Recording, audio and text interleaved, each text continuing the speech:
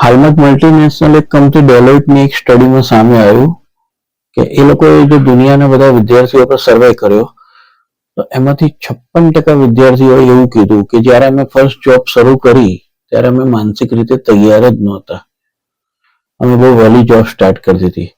હાલની તારીખમાં ઇન્ડિયામાં લગભગ 26% વિદ્યાર્થીઓ ભણવાની સાથે સાથે જોબ પણ કરે છે. જૂન મહિનામાં વર્લ્ડ બેંકનો એક રિપોર્ટ આવ્યો હતો અને એ રિપોર્ટમાં એવું કહે છે કે જે વિદ્યાર્થીઓ ઓછી સ્કિલ વાળી ને જલ્દીથી નોકરી કરી લે છે એમાં લાંબા ગાળે એમને નુકસાન જ થાય છે.